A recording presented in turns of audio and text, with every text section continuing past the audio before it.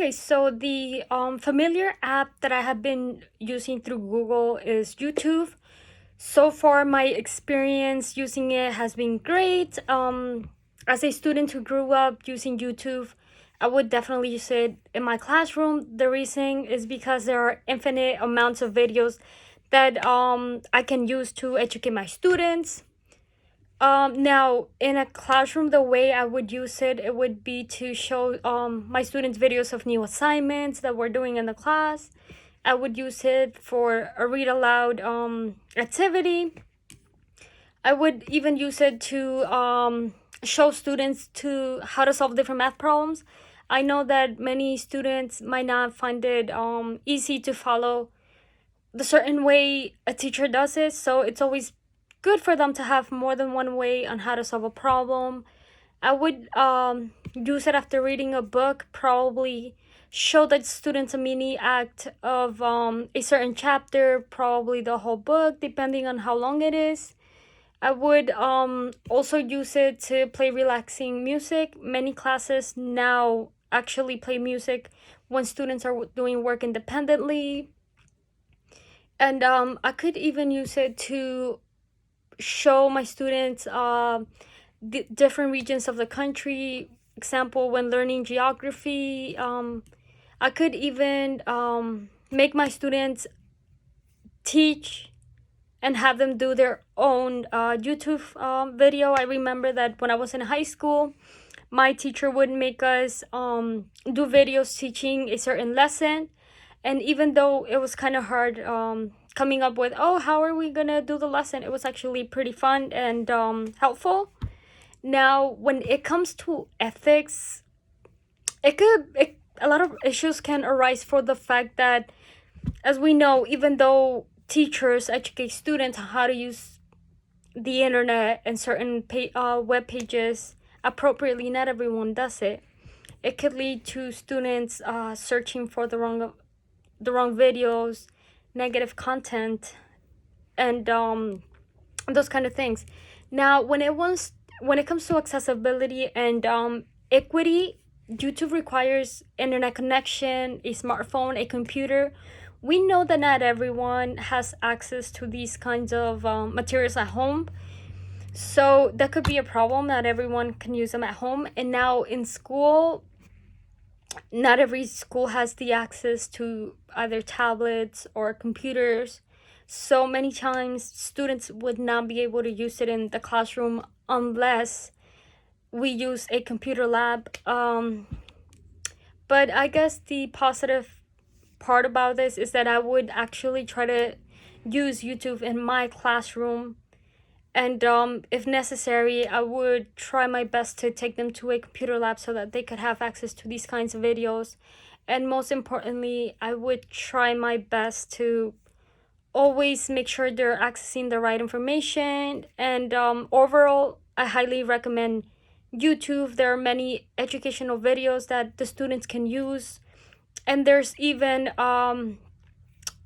it requires a sign up that if certain videos use a lot of profanity or sexual content, the person has to sign up in order to show that they're 18 years or older. So that could be a benefit. So I would definitely recommend YouTube. Now, when it comes to using a new app on Google, I am using Expeditions. I had never used it or heard about it before. So I have to say that it is a great app. It is free. And when actually using it, you don't need a Google account, which is great. Now, when I first started using it, I was a little lost for the reason that I didn't go into a search to find out how to use it. So I didn't really know how to work the app. But after like the first day that I used it, I actually, within a few minutes, I found what was the purpose of it. And I have to say that if I had to use it in my class, I would definitely use it for the fact that it is an expedition. It's taking the student on a virtual trip so it could advance their learning. For example, the first guide that I used was information about dinosaurs. So I clicked on, it's called a guide. So I went on this guide, and it gave me background information about where the first dinosaur fossils were found, and it then brought me to a different scene, learning about different dinosaurs. And then after that, it mentioned something about print and AR marker, and I was like, oh, what is that for? I really don't know. So I found out that this is the AR marker. Now, what I had to do was I had to basically be on the lesson with my phone, basically having this AR marker displayed on a wall.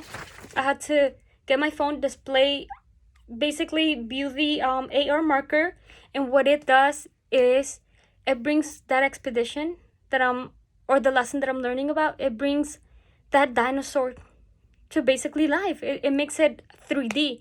So I completely loved it, for the fact that if I was teaching a class about dinosaurs, or if I was teaching a class regarding geography or learning about any other animals, I could use it to give a lesson, and then basically have my students either see pictures, and basically have the real life experience, and not just being in a classroom watching a video or looking at pictures. So I would definitely recommend it. I would use it. But now, when it comes to ethics, there aren't many issues with it, because everything that's on the guide is educational. The only problem that arises with this app is that it is basically recommended for students, for the kids to be 7 years and older to use it. So the only problem would be that if a teacher is teaching students who are younger than 7, they would not be able to use the app. So that's the ethical issue. Now, when it comes to accessibility, there can be quite a few problems. The reason is because this app requires students to walk around the classroom when they're viewing the expedition. So I know that not every classroom is big enough, or they don't have the space, so it would probably require the teacher to move desk around, or to get a bigger classroom. And I know that depending on how big the school is, many schools do not have a free room or more space for the teacher to actually do this. And now, when it comes to equity, there can be some problems, for the fact that